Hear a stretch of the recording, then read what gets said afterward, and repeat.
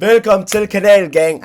Før jeg starter med videoen, så vil jeg lige sige, at den her kanal er low-key til watch-alongs, fucking basically længere videoer, hvor jeg taler om fodbold. Fordi TikTok, det er sådan 30 sekunder eller sådan noget bullshit. I tænker nok, hvad handler videoen om? Det gør jeg ikke, fordi I læste titlen. Men basically, i den her video kommer jeg til at rank spillerne fra deres performance i 2025. Nogle kommer jeg til at rank overall, men for det meste er det 2025. Derefter kommer jeg til at tale om de skal sælges eller ej. Der er nogle af de her spillere, de er nogle fucking fraud, og der er ingen bedre måde end en fucking tierlist. Men den her shitty ass website, jeg skulle bruge 10.000 år på at fixe det shit. Det shit does not work. Før vi helt går i gang, lad mig lige forklare den her tierlist for jer. Først har vi holdt fast i ham. Det her, det er for de bedste spillere. Vi skal binde ræb rundt om det hele. Vi skal beholde dem. Derefter har vi good shit. Good shit, det er for gode, solide spillere, der spiller, og så gør de bare deres arbejde. Du kigger på dem, og så er det bare sådan, good shit. Anyways, derefter har vi brug for mere tid. Det er det for gode spillere. Det er det for spillere, vi alle sammen ved er gode, men de får ikke nok tid på banen. Det kan være på grund af injuries, favoritism, et eller andet. Derefter har vi det er for mid-ass-spillere. Det er for nogle shitty mid-spillere. Derefter har vi cheeks og flyver derover og skaffer en personlig refund.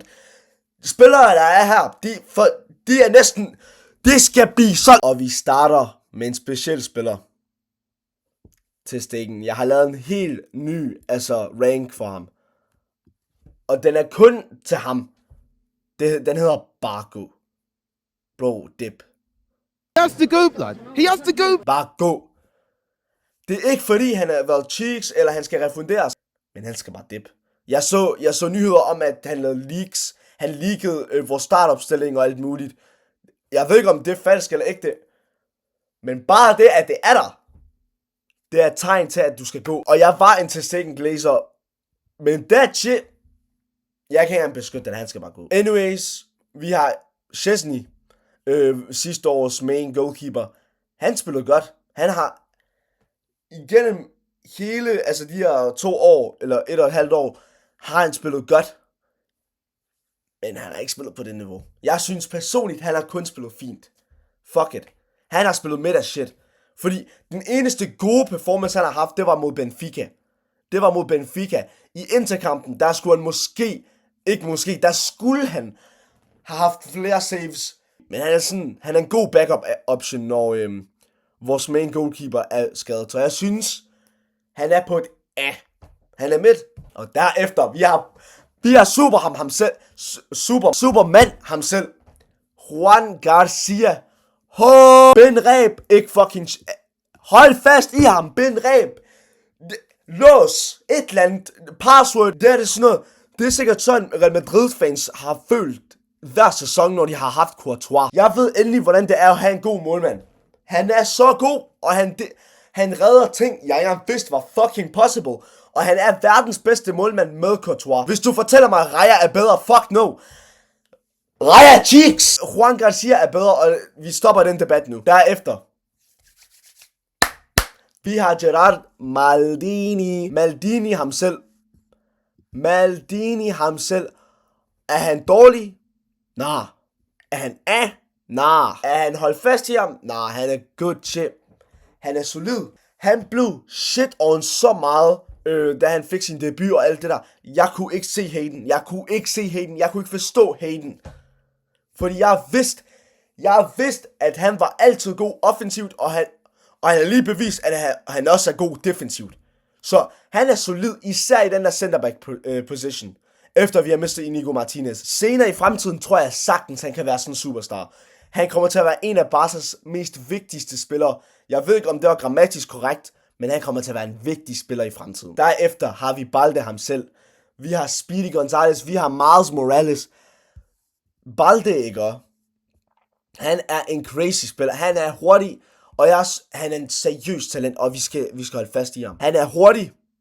Måske er han ikke den bedste til at skyde. Han er god offensivt og fint nok defensivt, og det er bare det, vi har brug for. Især med den høj linje, vi spiller med. Vi skal holde fast i ham med alle ræb. Alle form for ræb. Lås et eller andet. Fuck. Derefter har vi Kubasi. Ham skal vi også holde fast i. Generational talent. Crazy talent. Vi skal bare holde fast i ham. En af de største youngsters. Defensive youngsters i den her sæson. I den her generation nok. Fuck it, det var måske delusional, men i den her generation. Men desværre, bro. Vi er Araujo. Se her med Araujo, ikke? Jeg er en Araujo-glazer, og det er sådan, jeg så 2023 Araujo.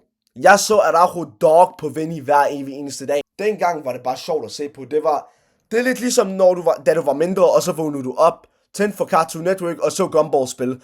Det er sådan, jeg havde det, da jeg så Araujo dog på Vinny hver evig eneste dag. Men Araujo, han er pissegod, men han er pisselort i high pressure matches. Han er på den predicament, hvor jeg ikke ved, om han skal blive eller sælges. De fleste taler om, at han skal sælges. Jeg vil ikke have, at han skal sælges, for jeg ved, hvor god han reelt er. Men han er ikke, vi skal ikke holde fast i ham. Vi skal ikke sige, at han er good shit. Fordi han har ikke været good shit, han har bare været shit. Han har brug for mere tid. Fordi vi kan alle sammen huske, før PSG-kampen, hvordan vi alle sammen reactede, da Araujo ikke startede. Lad os ikke lyve, at Araujo spillede fucking godt i starten af sæsonen. Så jeg synes bare, han har brug for lidt mere tid. Og derefter har vi nemlig AC. Andreas Christensen. My goat. Vores danske ged. Det er lidt crazy at sige det her. Men med hans løn, og det han får, han er skadet hver andet sekund. Han er solid, men han er skadet hver andet sekund, og jeg synes seriøst, han burde low-key sælges. I min mening, synes jeg, at han burde sælges. Og jeg synes ikke engang, det er crazy at tænke på. Men, fuck it. Bare gå, fuck it, han er med til sælge. Han er skadet 24/7, men jeg synes ikke, han har brug for mere tid. Det har han ikke. Og det er nok bedst, hvis vi sælger ham. Folk kunne sige, at det er det samme med Araujo, men Araujo er yngre, tror jeg. Men Andreas Christensen, jeg tror, det er tid, bro. Derefter har vi the man himself, the fucking legend. Eric Garcia, backbone of all fucking comebacks. En af de bedste. Vi har brug for ham, bro. Vi har brug for ham. Vi skal binde ham op. Du kunne få ham til at lave mad for hele holdet, og han vil stadig være fucking god til det. Han er en af de spillere, han kan spille det hele. Han kan sikkert spille fucking right. Vi skal blive ved med at holde fast i ham. Der er et tidspunkt, jeg hatede med alle andre, men ham her. Efter sidste sæson, he proved me wrong. Og derefter har vi Koen Diddy. Koen Diddy, han er god. Men jeg synes bare ikke, vi skal holde fast i ham. Nej, nu hvor jeg tænker over det, vi skal low-key holde fast i ham. Han har ikke haft den bedste sæson indtil videre, men sidste sæson var han nok den bedste right back i hele verden. Jeg synes, vi skal holde fast i ham, og der er ikke så meget der. Derefter har vi Pedri, vi skal også holde fast i ham. Jeg behøver jeg overhovedet at tale om Pedri. Og så kommer vi til partner op, Pedri og De Jong. Forskellen og problemet med De Jong er, at han laver for meget. Han laver det her, body feint, Det er det eneste, han laver, og det pisser mig low-key af. Han skal lock the fuck in. Han er på A. Folk siger, han er en af de bedste. Jeg er pisse ligeglad. Jeg synes ikke, han har været en af de bedste. Han har været en af de mest mid af det mid. The middiest mid. Jeg græder hver gang, jeg ser ham spille. Personligt. Jeg kan ikke fordrage ham. Han laver for meget. Han er for langsom. Og han er goofy. Han tracker. Han laver for meget body feints. Han laver for meget af de der random skills. Og han laver ingenting. Og en spiller, der er bedre end De Jong, det er Casado. Han laver ikke for meget. Han laver det hele. Han laver ikke det mest dumbass shit. Han går ind, giver dig en good pass, giver dig godt spil, god dribling, det hele, og han er good. Han er bedre end De Jong, og jeg er så ligeglad, hvad folk siger. Og en, der er også bedre end De Jong, Fermin Lopez. Jeg skal ikke engang sige noget der. Han er der i alle vigtige momenter. Hver gang holdet har været lort, så er han der. Og han er, hvis ikke en af de bedste midtbanespillere ud over Pedri. Han er den bedste ud over Pedri. Anyways, vi har nemlig to her, de har brug for mere tid. Jeg har ikke rigtig brug for at sige det mere, forklare det. Dro og Mark Bernard, de har brug for lidt mere tid. De er for unge, bro. Jeg kan ikke rigtig bedømme noget. Like, sådan, the fuck. Hvis du bedømmer dem allerede, du er en crazy motherfucker. Og derefter har vi, i min optik, den vigtigste spiller inden for Barcelona. Ikke den vigtigste. Top 3 vigtigste spillere inden for Barcelona. Top 4 spillere. Og det er Gavi. Gavi, jeg har altid en teori om. Gavi, han bliver altid skadet. Men det er sådan nogle uheldige skader.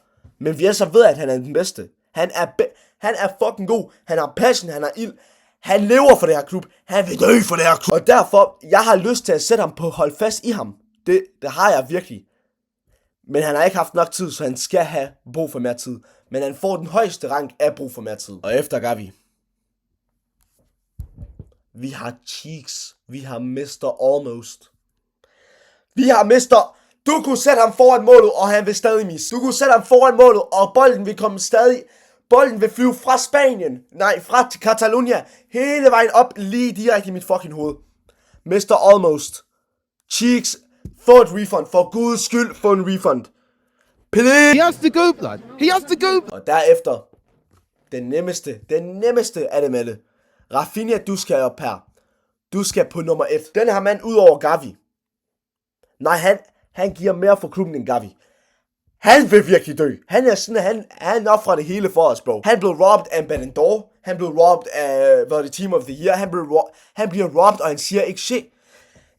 Vores brasilianer siger ikke shit i forhold til en anden brasilianer, der spiller i hvid. Derefter har vi Ferran the Goat, the Shark, fucking peak. Men her kommer det. Sorry, Boober-fisken. Men Ferran er ikke en, vi skal holde fast i ham. Han skal dø med os, og jeg ved ikke hvad. Nej, han er bare good. Han er solid. Han gør sin del. Han er lidt inconsistent nogle gange, men han spiller stadig fucking godt. Men jeg synes ikke, han er en, vi burde holde fast i. Det er ikke en, hvis vi mister ham, så er vi alle sammen fucking cooked. Det er han ikke. Men han er bare god. Så jeg synes bare, han burde være i good shit. Rashford. Den er også lidt complicated, men jeg synes, han har også bare været god. Han har været god. Han gør sin del. Synes jeg, at vi burde købe ham? Nej, det synes jeg low-key ikke. Fordi Man United, de vil fucking milk os af hver penny, som vi ikke har, bro. Så for den pris, så synes jeg ikke, vi burde købe ham. Men hvis vi på en eller anden måde, du vil swiggle our way om til at få ham gratis, yeah, fuck yes. Han er en af de bedste spillere. Han er fucking god. Men han er ikke holdt fast i ham. Det er han ikke. Men han er en fucking god spiller, og derfor han er lige under Ferran. Derefter har vi 3 spillere. Og i stedet for at gå til the big names, så går vi mod Rooney. Rooney, han har haft en interessant sæson. Han har spillet godt. Men så er der også nogle gange, hvor man bare tænker, hvor er bro henne? Det er heller ikke fordi, at han får den største, du ved, bro, altså sådan spilletid. Men jeg synes, han har været ret midt. Og der sætter jeg A. Jeg sætter ham på A, fordi jeg kan ikke forestille mig, hvis du giver ham nok tid, hvis du giver ham al den tid i verden, jeg ved ikke hvorfor, men jeg kan bare ikke forestille mig ham blive meget bedre. Han var fantastisk i FCK, selvfølgelig var han det, men jeg kan bare ikke forestille mig rigtigt til, at han bliver over Yamal. Og nu hvor vi taler om Yamal, han skal holdes fast, men her har vi Leva, bro. Leva, ikke? Han er en underlig spiller, bro. Sidste sæson, Leva var noget fucking crazy. Men han er bare fucking solgt. Han har været langsom. Der hvor man tænker, han er hurtig nok. Nej, han er ikke hurtig nok. Hans ball control er outrageously buns.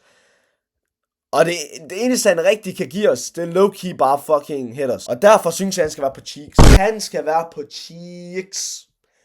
The cheeks of the cheekiest of cheeks. Men jeg synes ikke, han burde gå. Det synes jeg ikke. Jeg synes, han er bare lort. Men jeg synes ikke, vi burde sælge ham. Jeg synes bare, han burde fucking retire her.